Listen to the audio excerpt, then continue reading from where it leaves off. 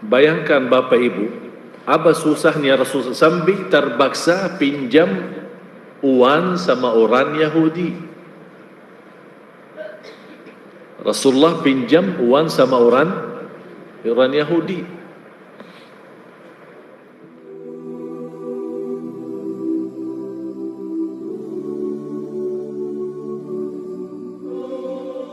Tidak ada di antara Bapak Ibu yang datang menghadapi Allah membawa rasa penyesalan yang luar biasa.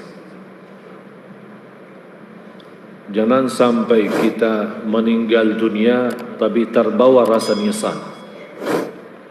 Sekarang mau nyesal boleh. Penyesalan yang membuat kita sadar, taubatan nasuha, dan siap lahir batin untuk memberikan segala untuk agama Allah. Tapi jangan sampai kita meninggal dunia dan menghadapi Allah membawa penyesalan itu. Antaqula nafsun ya hasrata ala ma farrattu fi jambillah. Aku amat menyesal karena belum bisa membuat sesuatu dan belum bisa memberi sesuatu. Karena penyesalan saat itu di hadapan Allah tidak ada guna dan tidak ada arti, malah menjadi salah satu siksa bagi kita. Tapi penyesalan sekarang sangat bermanfaat, berguna. Apalagi menyesal itu yang membuat kita sadar dan bertaubatan nasuha. Rubba ta'atin adkhalatin nar wa rubba ma'siyatin adkhalatil jannah. Perumpamaan satu taat membawa kita masuk neraka, bisa juga perumpamaan satu dosa membawa kita masuk surga. Faham Bapak Ibu? Perumpamaan satu taat membawa kita masuk neraka, dan bisa juga satu dosa membawa kita masuk ke surga. Bagaimana taat menantar kita ke neraka dan dosa menantar kita ke surga?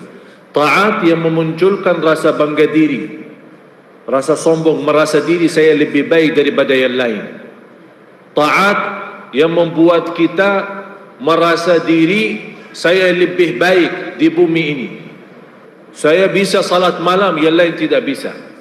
Saya bisa berbuat sesuatu untuk agama Allah, yang lain tidak bisa.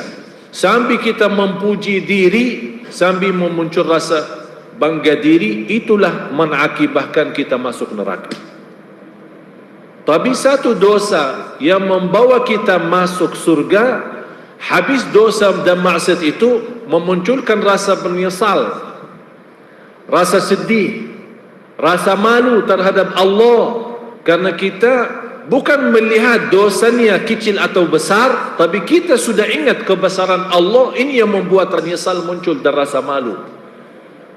Gara-gara rasa malu, gara-gara dosa dan maksiat itu membuat kita sadar dan kembali kepada Allah, dan disitulah berubah kehidupan kita menjadi ahli surga. Al-Fudail bin Iyad, salah satu ulama tasawuf, salah satu ulama sufi, salah satu ulama ahlus sunnah wal jamaah, salah satu ulama yang terkenal dari sisi akhlaknya, akidahnya, tidak beda jauh dengan sejarahnya Imam Al-Hasan Al-Basri. Fudail ibn Iyad menjadi seorang yang awal hayatnya dan hidupnya tukang maling.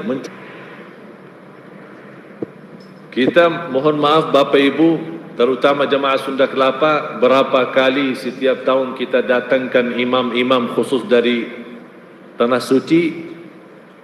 Imam-imam baca Al-Quran sambil nangis, dan kita terharu. Lepas bulan Ramadan biasa-biasa saja. Kapan saatnya satu ayat merubah hidup kita menjadi benar-benar suci lahir batin? Satu ayat, bukan 30 juz. Kita tidak perlu imam lagi dari Madinah. Satu ayat saja bisa rubah hidup kita. Inilah ayatnya, coba baca. Belumkah datang waktunya bagi orang-orang yang beriman untuk tunduk hati mereka mengingat Allah dan kepada kebenaran yang telah turun kepada mereka? Dan janganlah mereka seperti orang-orang yang sebelumnya telah diturunkan kitab kepadanya. Kemudian berlalulah masa yang panjang atas mereka, lalu hati mereka menjadi keras. Dan kebanyakan di antara mereka adalah orang-orang yang fasik. Apakah Bapak Ibu kita sudah termasuk orang fasik yang kasar hatinya, yang susah berubah lewat Al-Quran? Yang bisa terharu dan susah. Ini satu ayat, begitu Fudail bin Iyad naik tembok rumah, mau loncat, begitu dia berdiri di atas temboknya mau turun masuk ke rumah seorang untuk mencuri dan maling, ternyata tuan rumah itu sedang salat malam.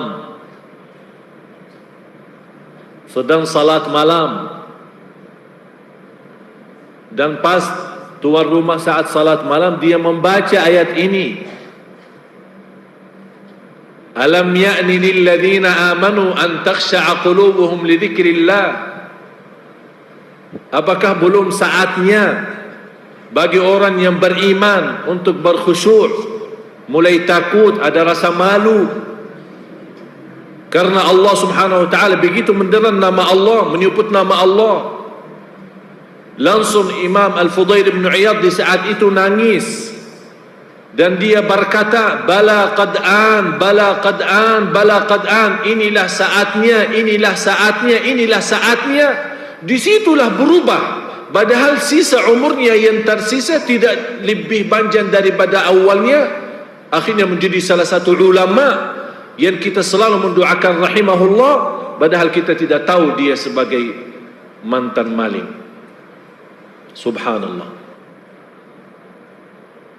Beda sama kita sekarang, tu kan orang-orang maling masuk rumah kita, kita lagi nonton TV, ya maling lanjut terus. Tapi kalau kita insyaAllah orang-orang maling masuk, melihat dia dengar suara zikir kita, suara baca Al-Quran kita, insyaAllah dia akan ada rasa malu. Kita lagi bermunajat. Atau juga termasuk orang maling sudah tidak faham Quran juga, susah lagi. Nanti dia masuk rumah, dia lihat tuan rumah lagi salat malam sambil nangis-nangis. Bak terjemahannya apa? Kok nangis-nangis? Orang maling tanya terjemahannya supaya dia ikut nangis biar bisa rubah seperti Fudail bin Iyad. Rasulullah sallallahu alaihi wasallam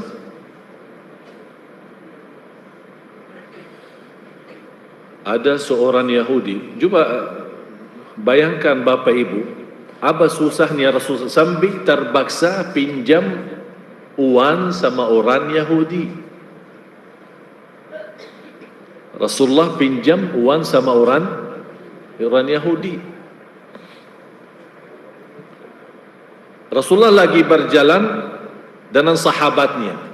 Tiba-tiba ada orang Yahudi menahan Rasulullah SAW dan menarik pakaian. Mana uang saya? Dengan cara yang tidak sopan sama sekali. Umar bin Khattab radhiyallahu anhu sebagai orang terkenal tegas dan pemberani, langsung dinaikkan pedangnya, ya Rasulullah biarkan saya potong lehernya ini, kelewatan ini orang Yahudi. Kata Rasulullah SAW, baik nerima dan baik berbalas. Menghadapi hal itu dengan baik dan balas juga dengan baik. Dan Rasulullah SAW sangat-sangat luar biasa dengan kemuliaan akhlaknya, tidak ada sedikit pun kemarahan. Padahal sebenarnya Bapak Ibu, tanggal tagihan pinjaman itu belum jatuh tempo tagihannya. Tapi kenapa orang Yahudi datang minta lebih awal daripada waktu tertentu yang sudah disepakati? Kata orang Yahudi, memang saya tahu ini bukan hari tagihan, jatuh tagihannya, tapi saya datang sengaja untuk menguji bagaimana akhlaknya Rasulullah saat dinyakiti atau disakiti dengan cara seperti ini.